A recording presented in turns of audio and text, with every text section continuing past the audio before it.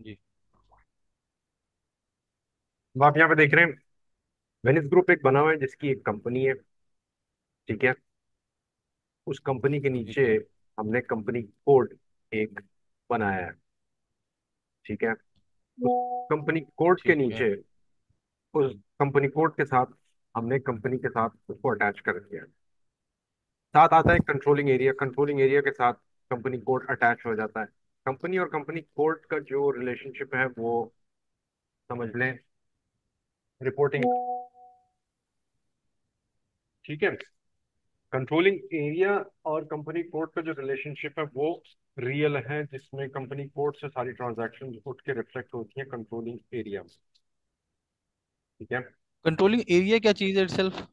Controlling area ये आपका जो मैनेजमेंट अकाउंटिंग का जो एरिया होता है उसको कंट्रोलिंग एरिया कहते हैं।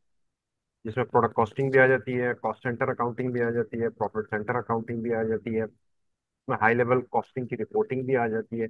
यानी मैनेजमेंट अकाउंटिंग से रिलेटेड जो कुछ भी है वो आपका कंट्रोलिंग एरिया का हिस्सा होता है। और कंपनी कोड पे आपका फाइनेंस, SDMM, ये चीजें मैनेज हो रही होती है। HCM। ऑपरेशनल साइड ये है, डिसीजन मेकिंग साइड ये है। ठीक अच्छा, है। ठीक है। और कंपनी जो है किस लेवल पे काम करती है, वो रिपोर्टिंग लेवल पे ही काम करती है। रिपोर्टिंग कंट्रोलिंग एरिया भी फराहम करती है, कंपनी की अपनी भी करेंसी होती है। अब आ जाते हैं हम प्लांट की तरफ। प्लांट की बात करें तो यहाँ पे हमारे पास प्लांट आ रहे हैं। AA42 का नाम है। और AA42 का आगे जो ठीक है। प्लांट है इस्लामाबाद, कराची, लाहौर। और ये प्लांट लोकेशन शारजा है। इसकी स्टोरेज लोकेशन वो हमने शारजा रखी हुई है, एक सेंट्रल रख दिया है हमने। ठीक है। और प्लांट आगे ठीक है। रिपोर्ट कर रहा है एक कंपनी कोर्ट को। ठीक है। ठीक है। अच्छा। मतलब कंपनी कोड जो है वो देखिए, कंपनी कोड प्लांट से भी अटैच हुआ हुआ है, कंपनी कोड कंट्रोलिंग एरिया से भी अटैच हुआ हुआ है, और कंपनी कोड जो है वो कंपनी से भी अटैच हुआ हुआ वो मदर कंपनी के साथ भी अटैच है, तो ये एक बैकबोन है इसका पूरे सिस्टम का, फाइनेंस जो। ठीक है। है। ठीक है। ठीक है। अब ठीक है। डिस्ट्रीब्यूशन चेन जो है वो भी प्लांट के साथ अटैच्ड है। डिस्ट्रीब्यूशन चेन जो है। जी बिल्कुल। और इसके साथ ही डिस्ट्रीब्यूशन चेन के साथ आपका प्लांट के साथ सेल्स ऑफिस भी अटैच्ड है प्लांट लेवल पे। ठीक है। ठीक है। सेल्स ग्रुप भी अटैच्ड है। सेल्स ग्रुप भी आगे आपने बनाया हुआ है। ये हायरार्की आपकी सारी बन रही है। पर ठीक। ऑर्गेनाइजेशन पे आ जाए, सेल्स ऑर्गेनाइजेशन पे आ जाए, तो वो भी चेक कर लेते हैं। हम्म। परचेज ऑर्गेनाइजेशन डायरेक्टली रिपोर्ट कर रहा है कंपनी कोर्ट को भी और प्लांट को भी। ठीक है। ठीक है, मतलब परचेज ऑर्गेनाइजेशन जो है वो कंपनी कोड का भी हो सकता है जी और प्लांट का भी हो सकता है। जी बिल्कुल हो सकता है। ठीक है। सेल्स ऑर्गेनाइजेशन की तरफ आ जाए तो यहाँ पे हमारे पास डिस्ट्रीब्यूशन चेन फिर आ जाती है। तो यहाँ पे डिस्ट्रीब्यूशन चेन जो है वो सेल्स ऑर्गेनाइजेशन और प्लांट के साथ भी अटैच्ड है। ठीक है।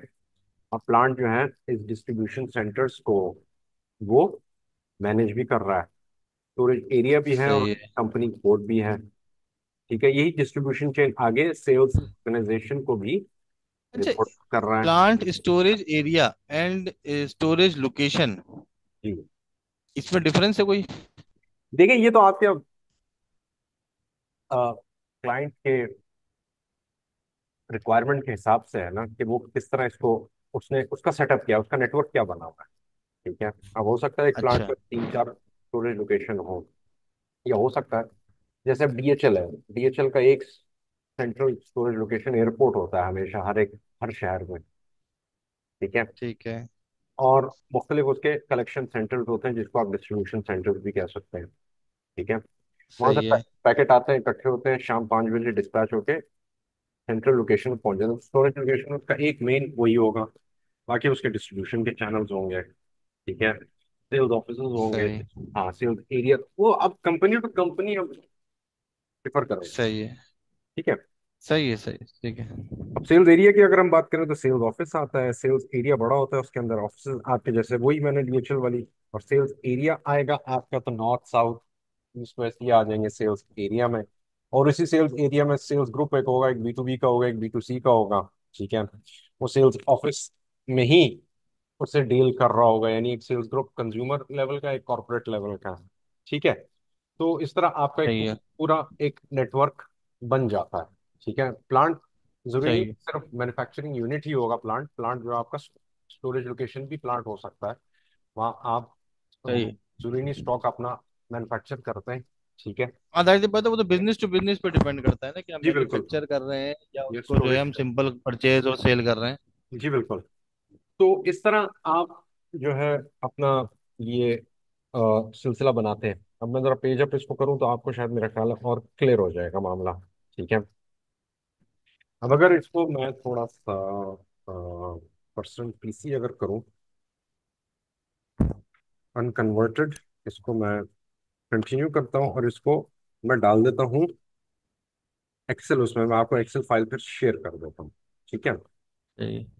अच्छा, इसका एक्सेस मेरे पास होगा अभी? ये ये जो वाला स्क्रीन में भी देख रहा हूँ। हाँ हाँ, ये इस ट्रांजैक्शन को तो होगा आपके पास, यस। जो आप तो मुझे बनाएंगे वो ये आप टी देख भी कोड भी सकते हैं। बता। हाँ, मुझे इसका टी कोड भी बता दिए क्या था। जी बेहतर है।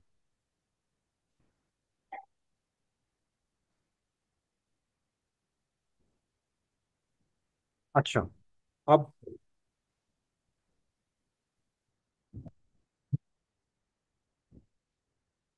टी कोड EC01 मैं बताता हूँ अभी आपको।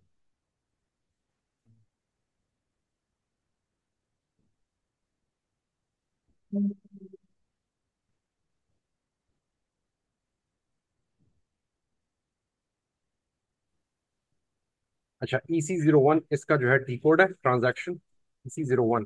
ठीक है। ठीक है। और अगर मैं इसकी डिस्ट्रीब्यूशन यहाँ पे, ये देखिए, मैंने एक्सेल फाइल पे भी इसका मैंने निकाल लिया है सारा। ठीक है।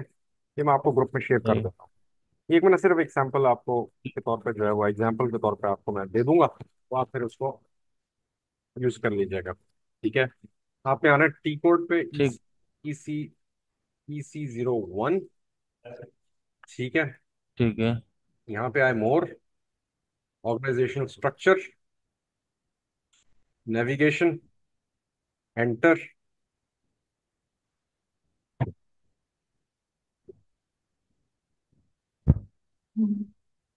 और यहाँ पे आके आपने अपना कंट्रोल F से 8842 कोई भी आपका जो कंपनी कोड है उसको आपने तलाश करना है। ठीक है। सही है, मैं कंपनी कोड से ढूंढूंगा इसको। जी जी जी। तो यहाँ से आपने डबल डबल क्लिक करके इसका आपको आपके सामने ये खुल जाएगा। ठीक है। इसको यहाँ सही है। से आप कोलैप्स भी कर सकते हैं। ठीक है। और एक एक करके आप सही है। चेक भी कर सकते हैं। ठीक है। सही है। सही है। स्ट्रक्चर समझ में आया आपके, क्लियर हुआ? जी जी जी जी। चलिए गुड हो गया। यहाँ पे स्टॉप कर देता हूँ। ठीक है।